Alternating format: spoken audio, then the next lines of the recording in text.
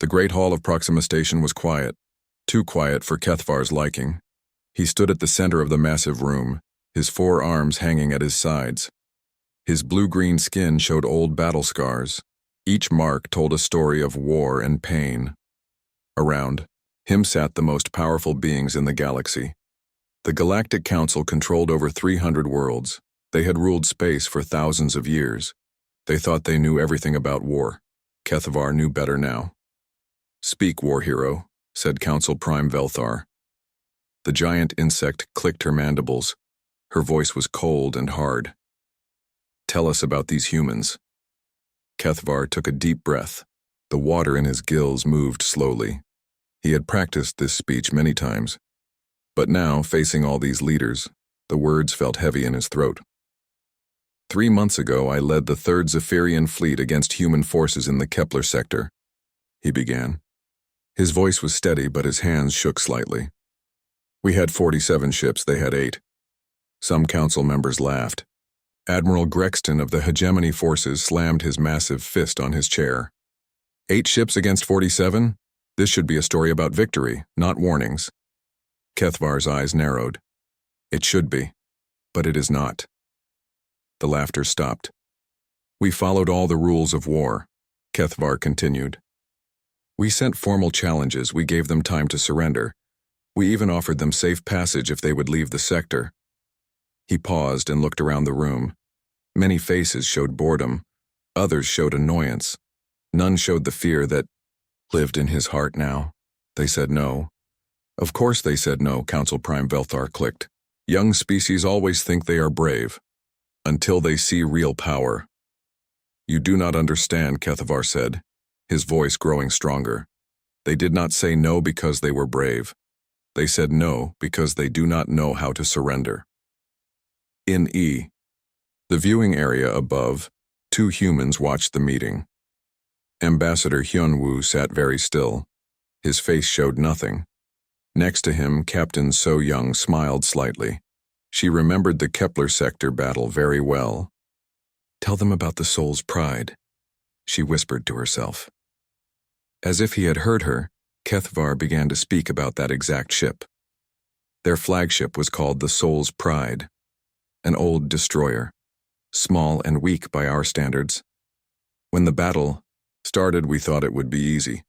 One of our dreadnoughts, the Wave Crusher, moved to destroy it quickly. Kethvar's voice became quiet. The whole room leaned forward to hear him. The human ship did not run. It did not try to hide. Instead, it flew straight at the Wave Crusher. We thought they had gone crazy. A destroyer cannot fight a dreadnought and win. What happened? Asked Councillor Yexpri of the trade union. Her tentacles writhed with curiosity. They won. The room exploded in noise. Voices shouted in dozens of languages. This was impossible. Everyone knew that big ships always beat small ships. It was the most basic rule of space war. Council Prime Velthar slammed her staff on the floor. The sound was like thunder. Silence! How did a destroyer defeat a dreadnought? Kethvar closed his eyes. He was back in that battle, watching his screens in horror and amazement. They did not fight like us. We use long-range weapons. We stay far apart and shoot at each other until one side takes too much damage and surrenders. This is how war has always been fought. He opened his eyes and looked directly at the Council Prime. The humans got close. Very close. Too close for our big guns to hit them. Then they did something we had never seen before. They used their ship's drive system as a weapon. They flew in circles around the Wave Crusher, burning holes in our hull with their engine flames. The room was silent now. This was not how civilized beings fought wars, but that was not the worst part, Kethvar said. The worst part was what happened when we damaged their ship. Captain So-young leaned forward in her seat. This was her favorite part of the story. Our weapons hit the Soul's Pride many times. We broke their main engine. We destroyed half their weapons. We cut holes in their hull. By all the rules of war, they should have surrendered. Any sane captain would have asked for mercy. And? Council Prime Velthar demanded. Their captain, a human female named So-young, opened a communication channel. She thanked us for making her job easier. She said that now her ship was lighter and could move faster. Kethavar's voice became very quiet again. Then she rammed the wave crusher. The silence in the room was complete. In 3,000 years of galactic history, no one had ever used ramming as a battle tactic. It was suicide. It was crazy. It was impossible. The wave crusher was destroyed. The soul's pride survived, badly damaged but still fighting. That is when I knew we were not fighting a normal species. Admiral Grexton stood up, his face red with anger. One lucky victory does not make humans dangerous. You had 46 other ships. Yes, Kethvar said sadly. We did. And we lost them all. The room became noisy again. This time the voices were not laughing. They were afraid. How? Council Prime Velthar asked. Her voice was barely a whisper. They split up. Each human ship fought alone. This should have made them easy to defeat. Instead, it made them impossible to predict. Every captain did something different. Something crazy. Something that worked. Kethvar began to pace, his forearms moving as he spoke. One ship pretended to be damaged and drifted toward our formation. When we got close to capture it, it exploded, but not by accident. They had filled it with bombs and used it as a weapon. Another ship landed on an asteroid and used the rock as a shield. They dug tunnels in the asteroid and fired at us from hiding. When we tried to destroy the asteroid, they flew away and found another one. A third ship lost all its weapons in the first few minutes of fighting, so they collected pieces of destroyed ships and threw them at us using their cargo systems. Pieces of metal became deadly weapons when thrown fast enough. The council members looked at each other with growing worry. This was not how wars were supposed to work. But the strangest thing, Kethvar said, was how they talked to each other. We listened to their communications. They were not afraid. They were not angry. They were happy. Happy? Counselor Yexpri's tentacles stopped, moving. They cheered when they did something clever. They laughed when our tactics failed. They encouraged each other when things went wrong. It was like they were playing a game, not fighting for their lives. Kethvar stopped pacing and faced the Council Prime directly. That is when I understood the truth. We were fighting for territory, for resources, for military glory. The humans were fighting for something else, something more important to them than their own lives. What? Council Prime Velthar asked. Each other. In the viewing area, Ambassador Hyunwoo finally spoke. He understands, he said quietly to Captain So-young. Some of them do, she replied. The question is whether they will listen. Kethvar raised all four of his arms for attention. I am telling you this as a warning. The humans are not like us. They do not follow our rules. They do not think like us. They do not fight like us. If we treat them like any other species, we will make a terrible mistake. Council Prime. Velthar clicked, her mandibles thoughtfully. What do you suggest we do? Leave them alone, Kethvar said simply. Trade with them if they want to trade. Talk with them if they want to talk. But do not threaten them. Do not try to make them follow our rules. And above all, do not go to war with them. The room was quiet for a long moment. Then Admiral Grexton began to laugh. You want us to be afraid of 8 ships and a handful of crazy tactics? The Galactic Council controls millions of ships. We have weapons that can destroy entire planets. What can humans do against that kind of power? Other council members began to laugh too. Soon, most of the room was filled with the sound of mockery. Kethvar stood alone in the center, watching his warning fall on deaf ears. Council Prime Velthar raised her staff for silence. War Hero Kethvar, we thank you for your report. Your tactical analysis will be noted in our records. However, the Council does not share your concerns about the human threat level. She paused and looked around the room. Humans are a young species. They will learn their place in the galactic community, just as all species do. The Council believes that proper guidance and, if necessary, proper discipline will help them understand how civilized beings behave. Kethvar felt his heart sink. They were not listening. They could not see what he had seen. That concludes this session, Council Prime Velthar announced. War Hero Kethvar, you are dismissed. As the council members filed out of the room, chatting and laughing about the amusing human tactics, Kethvar stood alone. His warning had been given. His duty was done. But he knew, deep in his bones, that he had just watched the galaxy make the biggest mistake in its long history. Above in the viewing area, Ambassador Hyun-woo and Captain So-young prepared to leave. "What do you think will happen now?" Captain So-young asked. Ambassador Hyun-woo's face was still calm, but his eyes were sad. "They will test us," he said quietly. "And when they do, they will discover that Kethvar was right about everything. Everything. Everything.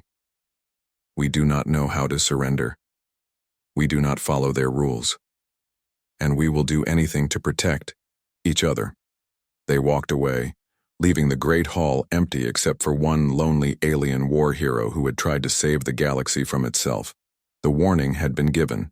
Soon, everyone would learn whether anyone had been wise enough to listen. She to the Galactic Council. The war hero now sat in a small office on a forgotten military base. His rank had been reduced. His medals had been taken away. The other officers whispered that he was a coward. Kethvar did not care about the whispers. He cared about the reports crossing his desk. The Dominion Coalition was gathering ships. Lots of ships. The coalition was made up of 12 powerful species. They had the biggest fleets in the galaxy. Their leaders were proud and strong. They did not like being laughed at by humans. For 6 months, human colonies had grown stronger. Human trade ships moved freely through space. Humans acted like they belonged in the galaxy. This made the coalition angry. They need to learn their place, Overlord Thexeron had said in his last speech. He was the coalition's military leader. A giant with red scales and burning eyes. His people, the hegemony, had conquered 50 worlds. Now he was planning to conquer 8 human colonies in the Outer Rim. Kethvar read the battle plans with growing fear. The coalition would use 300 ships. They would demand surrender.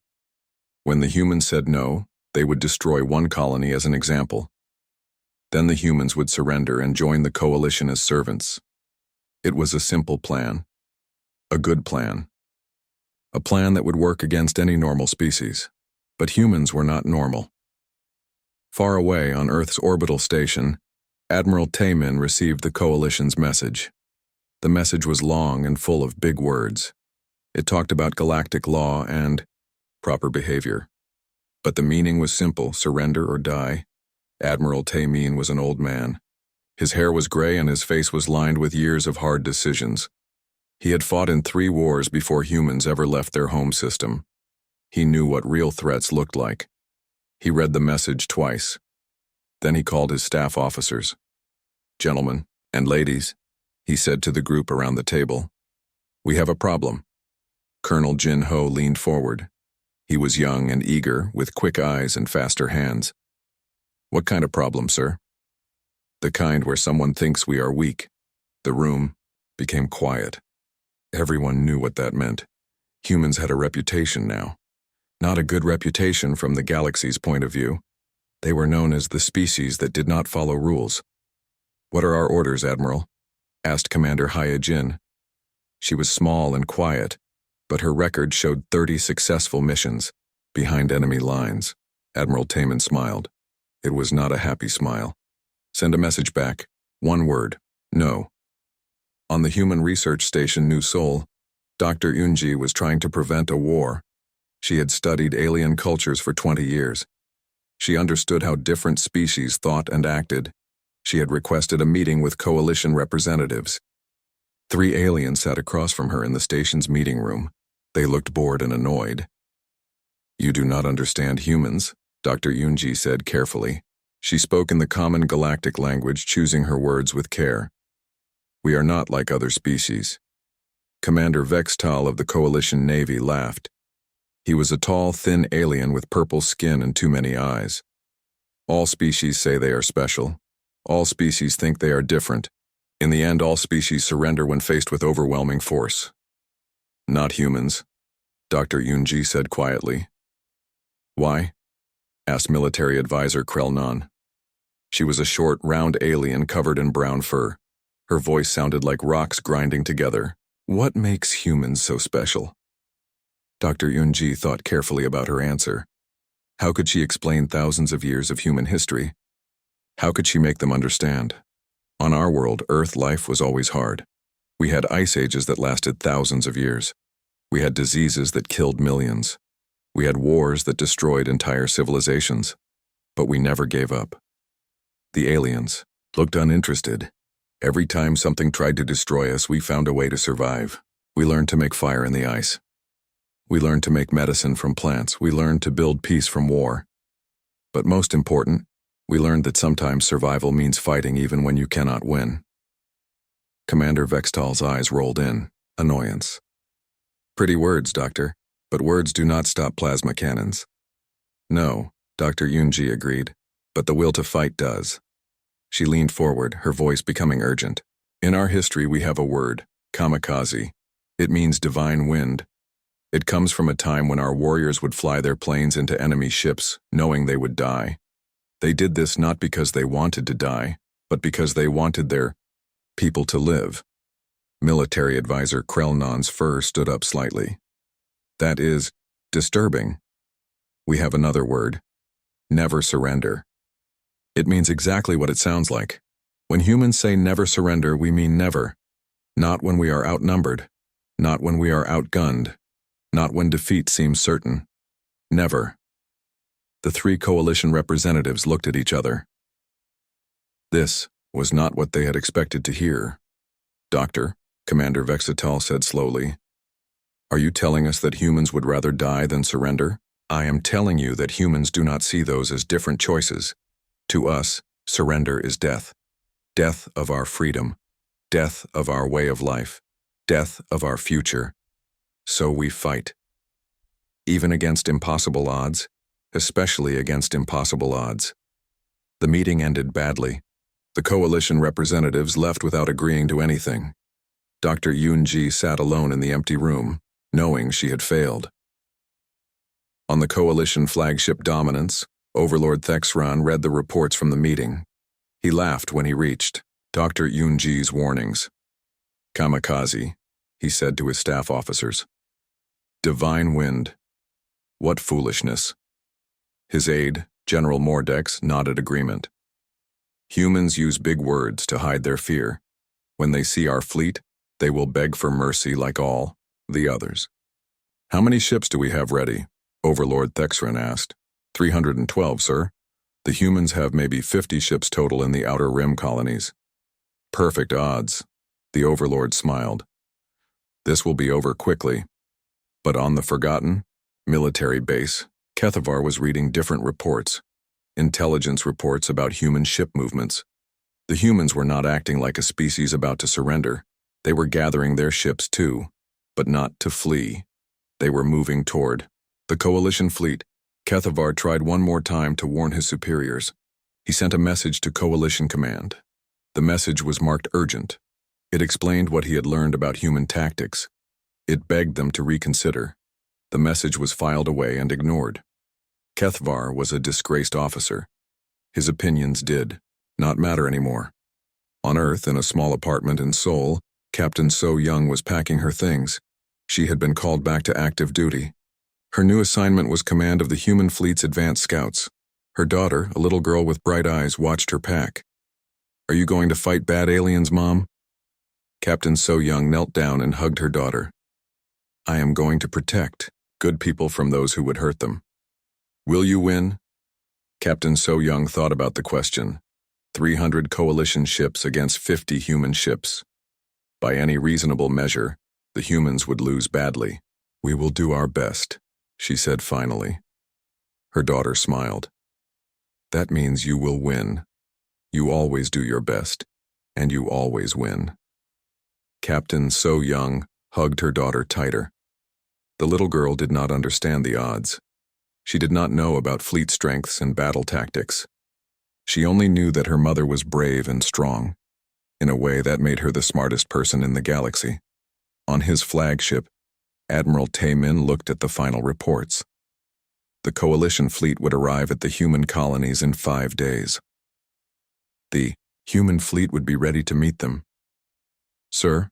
asked his aide, Lieutenant Dongwu. "What are our battle orders?" Admiral Taemin was quiet for a long moment. He thought about Dr. Eunji's failed negotiations.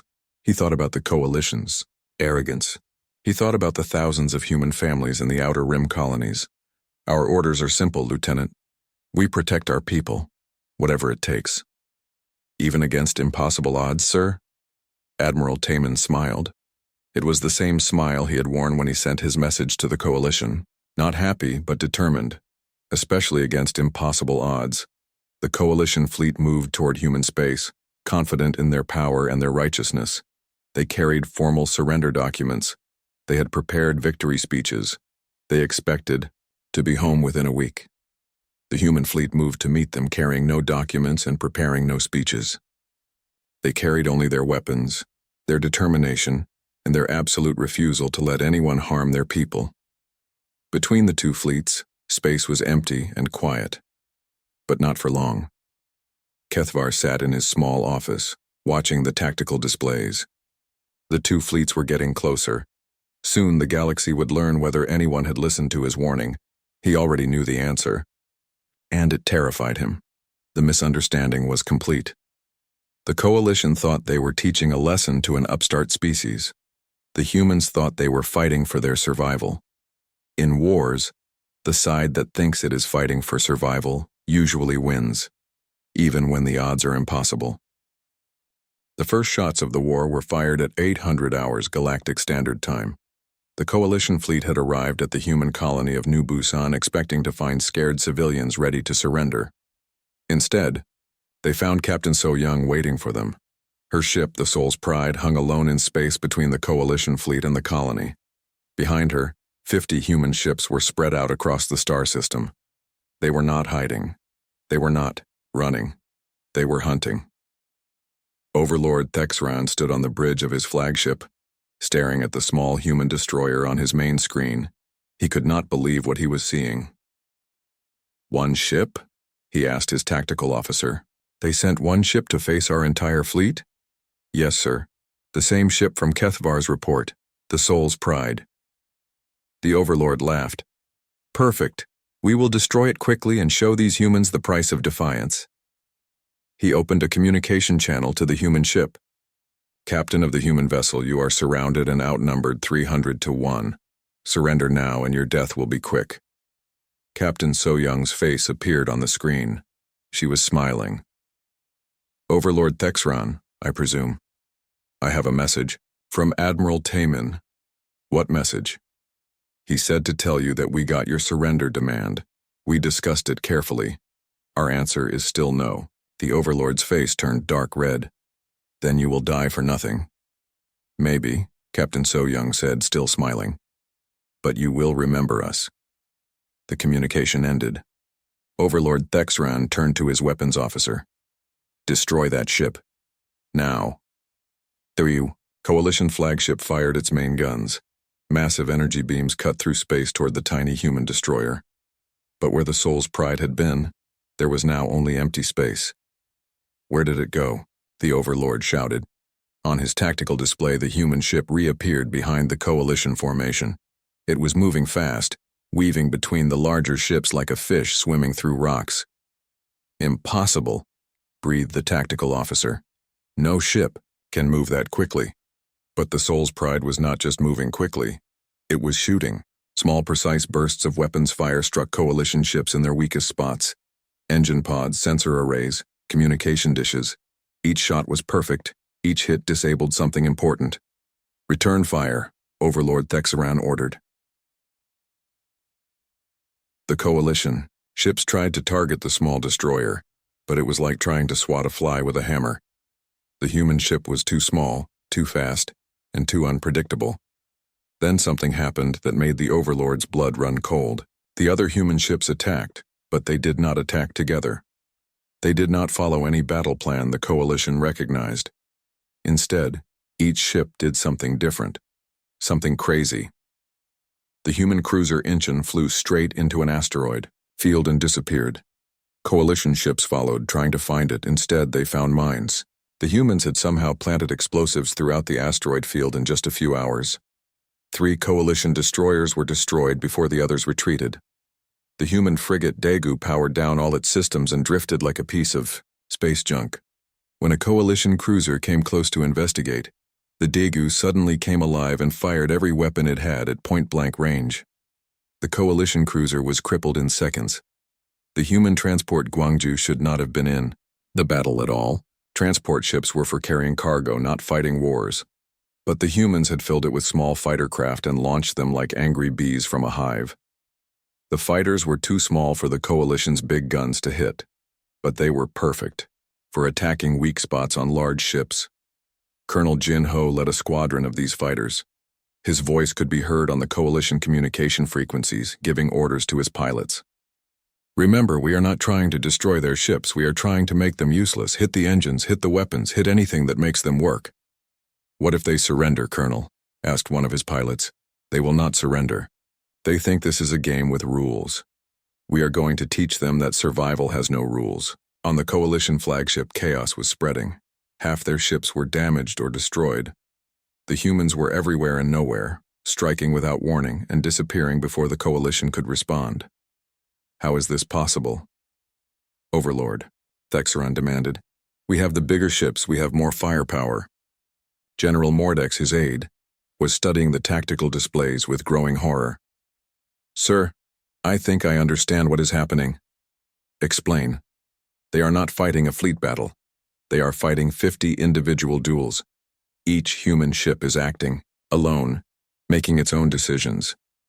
We cannot predict what they will do, because they do not know what they will do until they do it. The Overlord stared at the tactical display. It showed a 3-dimensional map of the battle. Coalition ships were marked in red. Human ships were marked in blue. The red ships were grouped together, trying to form battle lines and follow proper tactics. The blue ships were scattered everywhere, moving in patterns that made no sense, and the blues were winning. This is not how wars are fought, the Overlord whispered. Sir, called the communications officer. We are receiving a message from Commander Hai Jin of the human fleet. She wants to talk. Put her on screen. A small human woman appeared on the main display. She looked calm and professional, as if she were discussing the weather instead of commanding a battle. Overlord Thexeron, I am Commander Hai Jin of the Human Colonial Navy. I have a proposal for you. What proposal? Leave now. Take your remaining ships and go home. We will not pursue you. The Overlord laughed, but it sounded forced. You think you have won? We still have over 200 ships. Yes, Commander Hai Jin agreed. And in 6 hours you will have less than 50. In 12 hours, you will have none. Impossible. You only have 50 ships total. We have 50. Ships and home field advantage. More importantly, we have something you do not have. What? Nowhere to run. This is our home. Our families live here. Our children sleep in these colonies. We will fight until every one of our ships is destroyed, and then we will fight with whatever is left. The communication ended. Overlord Thexeron stood in silence, trying to understand what he had just heard. Sir, his tactical officer called out. The humans are regrouping. They are forming up for another attack. On the tactical display, the scattered blue dots were moving, but they were not retreating. They were getting ready to attack again. How many ships have we lost? The Overlord asked quietly. 47 destroyed, sir. Another 60 are too damaged to fight. In 4 hours of fighting, the Coalition had lost over 100 ships. The humans had lost 12. This cannot be happening, General Mordex said. We are the most powerful military force in the galaxy. We have conquered 50 worlds. How can 50 human ships defeat us? Lieutenant Dongwu's voice crackled over the communication frequencies. He was leading a group of marine transports that had somehow gotten behind the Coalition lines. Coalition ships, this is Lieutenant Dongwu of the Human Colonial Marines. We have taken control of your supply depot at Asteroid Base 77 Alpha. Your fuel and ammunition are now under our control. Overlord Thexeron felt his heart stop. The supply depot was supposed to be protected by 30 ships. It was impossible for human ground forces to capture it. How? He whispered. The answer came from an unexpected source. On his personal communication channel, he received a message from Kethvar. Overlord, this is war hero Kethvar. I tried to warn you. Humans do not fight like us. They do not think like us. They turn everything into a weapon. Even their transport ships, even their ground troops. Kethvar, what are you talking about? The human Marines did not attack your supply depot with ships. They used their transport craft to pretend they were delivering prisoners. When your people opened the docking bay, the Marines were already inside. Overlord, Thexron closed his eyes. The humans had used deception, trickery, and tactics no civilized species would consider. And it was working. Sir, his navigation officer called out. Long-range sensors are detecting more human ships approaching. Lots of them. How many? Over 300, sir. It looks like their entire fleet. Admiral Tayman's voice filled the Coalition communication channels. Coalition forces. This is Admiral Tayman of the Human Colonial Defense Force. You came here to teach us a lesson. Instead, you have learned one. We do not surrender. We do not retreat. We do not give up. You have two choices. Leave now, or we will destroy every ship in your fleet. We will not ask again. Overlord Thexran looked around his bridge. His officers stared back at him with fear in their eyes. They had come here expecting an easy victory. Instead, they had found something they had never encountered before. Humans who fought like the fate of the universe depended on their victory. Sir, General Mordex whispered, what are your orders? Overlord Thexran looked at the tactical display. One more time. Over 300 human ships were approaching. His own fleet was broken and scattered. His supply lines were cut. His reputation was destroyed. For the first time in his long military career, he understood what defeat looked like. Signal the fleet, he said quietly. We are withdrawing. Sir, we are leaving. Now. Before they decide that letting us go is too dangerous. As the Coalition fleet limped away from human space, Overlord Thexran realized that everything had changed. The galaxy's most powerful military force had been defeated by a species that most people thought was harmless. 3 weeks had passed since the Coalition's defeat at New Busan. The news had spread across the galaxy like wildfire. The most powerful military alliance in known space had been crushed by 50 human ships. But the humans were not done. Fleet. Admiral Sung Hoon stood on the bridge of the human dreadnought Eternal Soul, watching as his fleet prepared for the largest military operation in human history. Around him, over 800 human ships waited for his orders. Admiral, called Captain Boram, his tactical officer, all fleets report ready for Operation Homecoming. Admiral Sung Hoon was a quiet man who rarely smiled. His gray eyes had seen too many battles and too much death. But today, he allowed himself a small smile. Begin the operation. The human fleet split into 12 groups.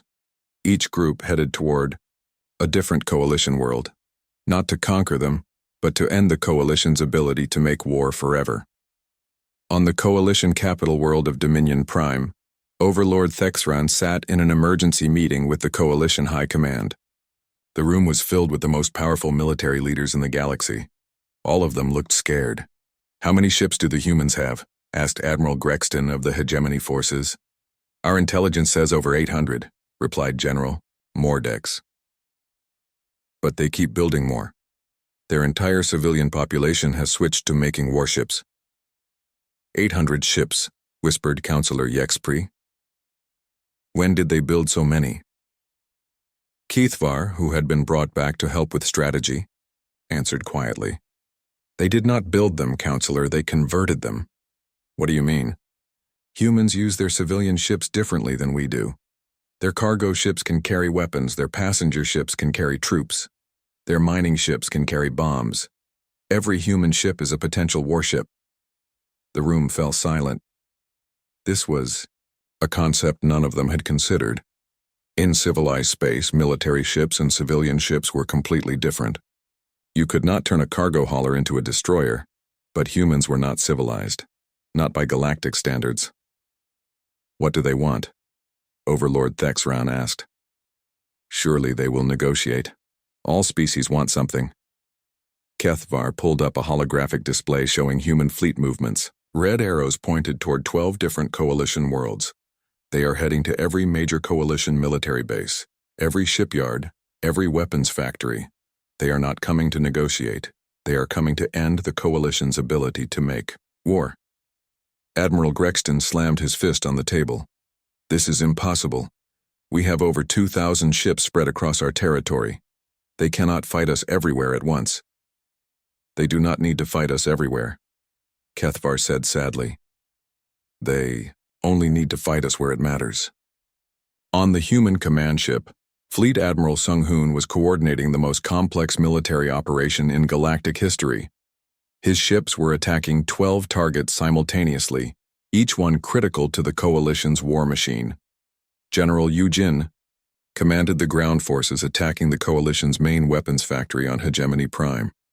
Her troops had landed in the middle of the night and were fighting their way through the factory complex. Admiral, she reported over the communication channel, we have control of the main production facility. The coalition cannot build new weapons here for at least 6 months. Excellent work, General. What are your casualties? Light, sir. The coalition troops surrendered when they realized we were not trying to kill them. We only wanted to destroy their machines. This was the human strategy. Do not kill the enemy soldiers. Destroy their ability to make war. It was more effective and less bloody than traditional conquest. On the industrial world of Forge 7, Colonel Jin Ho was leading a different kind of operation. His special forces had infiltrated the coalition's largest shipyard. Instead of destroying it, they were reprogramming the automated construction systems. Admiral, he reported, we have control of the shipyard computers. The coalition ships, under construction, are now being built with human modifications. What kind of modifications? The kind that will make them useless in battle, sir. Wrong weapons, weak armor, engines that will fail under stress. The coalition will not know until they try to use them.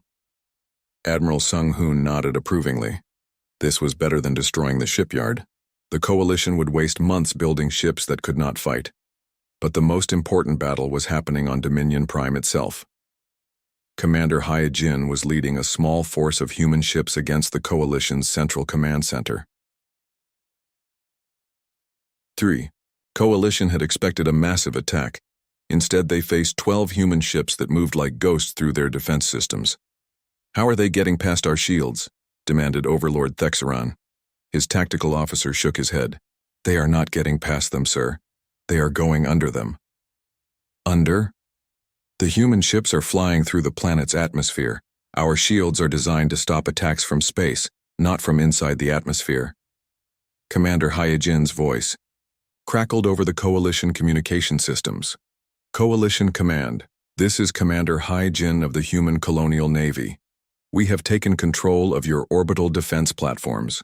Your communication networks are under our control. Your supply lines are cut. What do you want? Overlord Thexeran demanded. We want you to stop making war. Disband your fleets. Send your soldiers home. Leave us alone. And if we refuse, then we will do to every coalition world what we have done to 12 of them today. We will take apart your entire civilization piece by piece until you have nothing left but the choice to live in peace. Overlord Thexeran looked around the command center. Half of his communication screens were dark. The other half showed coalition defeats across the galaxy. You are destroying everything we have built, he said. No, Commander Heejin replied. We are destroying everything you have built for war. Your cities are safe, your people are safe, your schools and hospitals and farms are untouched. We only destroy things that can be used to hurt others. This was the genius of the human strategy. They were not conquering the coalition. They were disarming it. On the forgotten military base where this all began, Kethvar watched the reports come in. Every coalition military installation was either captured or destroyed. Every major fleet had been defeated or scattered. In 3 weeks, the humans had accomplished what should have taken 3 years. How? Asked General Mordex, who had come to the base to seek Kethvar's advice. How did they win so completely? Kethvar looked at the tactical displays showing human victories across the galaxy. They did not win because they were stronger, he said. They won because they were willing to do whatever it took to protect their people. Every human ship fought like the survival of their species depended on their individual success. But we had more ships, better weapons, more experience. Yes, Kethvar agreed, but we fought to maintain our power. They fought to ensure their survival. When survival is at stake, humans become something more than just another species. They become a force of nature. On his flagship, Fleet Admiral Sung-hoon received the final reports. All objectives had been completed. The Coalition's ability to make war had been destroyed. "Admiral," asked Captain Boram, "what are our orders now?" Admiral Sung-hoon looked at the tactical display showing 800 human ships spread across Coalition space. They could conquer everything. They could rule the galaxy. But that was not what humans wanted. "Send a message to all Coalition worlds," he said. "Tell them that the war is over. Tell them that we will withdraw from their space as soon as their governments agree to never threaten human colonies again." "Sir, we are not going to occupy their worlds." "No, Captain. We came here to stop a threat to our people. The threat is stopped. Now we go home." This was perhaps the most shocking thing of all. The humans had won a total victory and were choosing not to use it for conquest. On Dominion Prime, Overlord Thexron received the human message.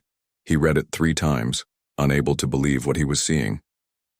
"They are leaving?" he asked Kethvar, who had become his unofficial advisor on human behavior. "Yes," Kethvar replied. "They never wanted to conquer us. They only wanted to stop us from threatening them. But they could rule the galaxy now. They have the power. That is exactly why they will not use it. Humans understand something that we do not. True power comes from knowing when not to use your strength." Overlord Thexran sat in his command chair, staring at the message. The most powerful military force in galactic history was offering him peace. All he had to do was promise never to threaten humans again. It was the easiest decision he had ever made. "Send a reply," he ordered. "Tell them that the Coalition accepts their terms. The war is over." As the message was sent, Kethvar allowed himself a small smile. His warning had been ignored, leading to the greatest military disaster in galactic history. But perhaps some good would come from it. The galaxy had learned what humans were capable of when threatened. Now everyone would know to leave them alone. The reckoning was complete. 1 year had passed since the end of the Coalition War. The galaxy had changed in ways no one could have predicted. President Min-ho stood at the podium in the Great Assembly Hall of Earth Station 1. Around him sat representatives from over 300 worlds. But this was not the old Galactic Council. This was something new. The new Galactic Assembly was different from the old Council. Every species had an equal voice. Every world could speak freely. And every decision required the agreement of all members. Most importantly, humanity held no special position in the assembly. They were just one voice among many. "My fellow beings," President Min-ho began, his voice carrying to every corner of the Great Hall. 1 year ago, we were at war. Today, we gather in peace. This is not because one side won and the other lost. This is because we all chose to build something better. In the audience, Kethvar listened carefully. The former war hero had been appointed as the Zephyrian ambassador to the new assembly. His first job was to understand how humans thought about peace. He was still learning. "The human colonies will continue to grow," President Min-ho continued. "We will explore new worlds and build new homes among the stars. But we will do this as partners with you, not as conquerors." Ambassador Sujin, sitting at the human delegation table, watched the faces of the alien representatives. Most looked relieved. Some looked confused. A few looked suspicious. She understood their confusion. In galactic history, the winner of a war always dominated the peace. The humans had won the greatest military victory in recorded history. Then, immediately given up their advantage. It made no sense to species that saw power as something to be gathered and held. However, President Min-ho's voice became firm. "Let there be no misunderstanding. We will defend ourselves and our allies with the same determination we showed during the war. Any species that threatens human colonies or our friends will face The full power of the human defense force. The hall became very quiet. Everyone remembered what that power looked like. In the military section of the assembly, Admiral Tae-min sat with his staff officers. His hair was whiter now, and his face showed the stress of commanding the largest fleet in galactic history. "Admiral," whispered Captain So-young, "do you think they believe us? About wanting peace?" Admiral Tae-min looked around the hall at the hundreds of alien faces. "Some do. Others are waiting to see if we mean what we say. And if they test us again, then they will learn that humans keep their promises, both the good ones and the bad ones." On the other side of the hall, former Overlord Thexran sat with the Coalition delegation. He was no longer a military commander. The Coalition had disbanded its joint forces after the war. Now he served as a civilian representative trying to rebuild relationships with the galaxy. He still had nightmares about human tactics. "Kethvar," he whispered to his old advisor, "do you think the humans will keep their word about not conquering us?" Kethvar thought about the question. He had spent the last year studying human history and culture. What he had learned both amazed and terrified him. "Yes," he said finally, "they will keep their word, but not for the reasons you think." "What do you mean?" "Humans do not want to rule us because ruling us would make them like us, and they remember what we were like before they stopped us." The ceremony continued as President Minho announced the new galactic trade agreements. Human technology would be shared freely. Human shipyards would build vessels for any species that wanted them. Human colonies would welcome traders and visitors from across the galaxy. But mixed in with the peaceful announcements were reminders of human military power. The Human Defense Force would patrol trade routes to stop pirates. Human bases would be established in key star systems to respond quickly to threats. The message was clear. Humans wanted peace, but they would be ready for war.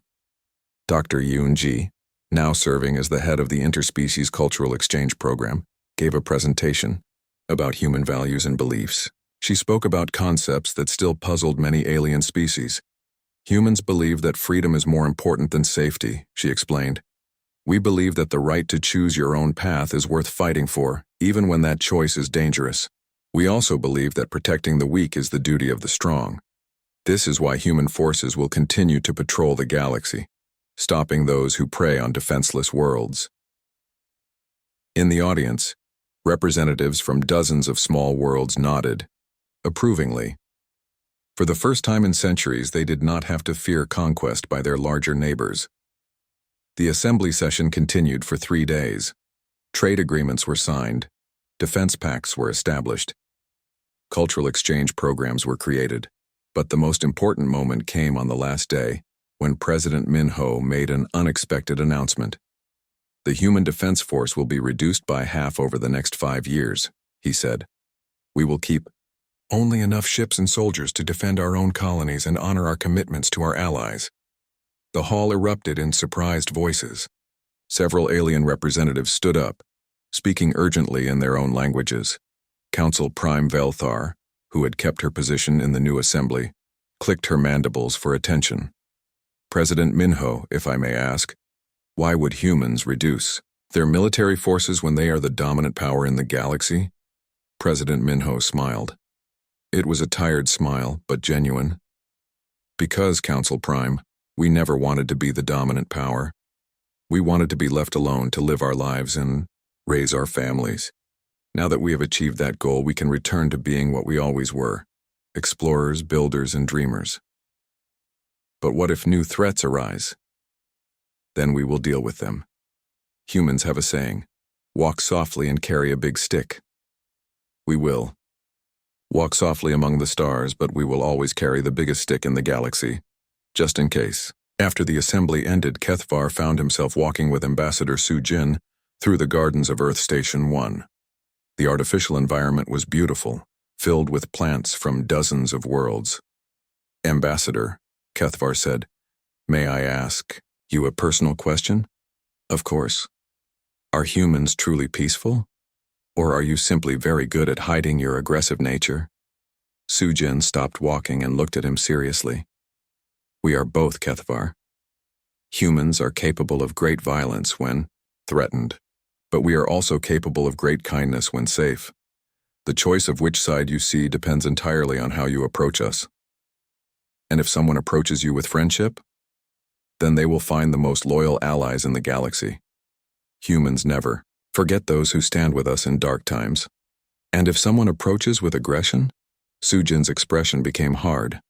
Then they will learn why the coalition no longer exists as a military power. As they continued walking, Kethvar reflected on how much the galaxy had changed. The old order, based on strength and conquest, was gone.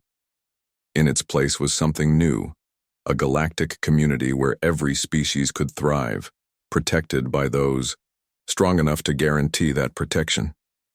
"Do you think it will last?" he asked. "This peace?" "As long as humans exist," Sujin replied, "there will be someone watching over the smaller species, making sure they can live without fear. That is our nature. We protect those who cannot protect themselves. Even if it costs you everything, especially then." 3 months later, the first test of the new order came. Pirates from outside the galaxy attacked a trade convoy near the Rimworlds. The convoy included ships from 6 different species. The human response was swift and overwhelming. Admiral Taemin's fleet arrived within hours and destroyed the pirate base completely. No demands were made for payment or territory. The pirates were simply eliminated, and the trade routes were declared safe. The message spread throughout the galaxy. Under human protection, trade could flourish and exploration could continue without fear. On his homeworld, Kethvar received regular reports about galactic affairs. The human colonies were growing, but slowly and peacefully. Human technology was spreading, making life better for billions of beings across hundreds of worlds.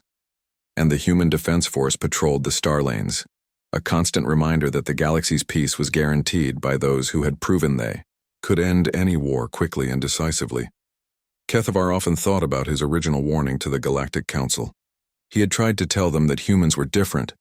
He had tried to explain that they would not follow the old rules of galactic warfare. He had been right about everything. But he had also been wrong about one important thing. He had warned the Council that humans were dangerous.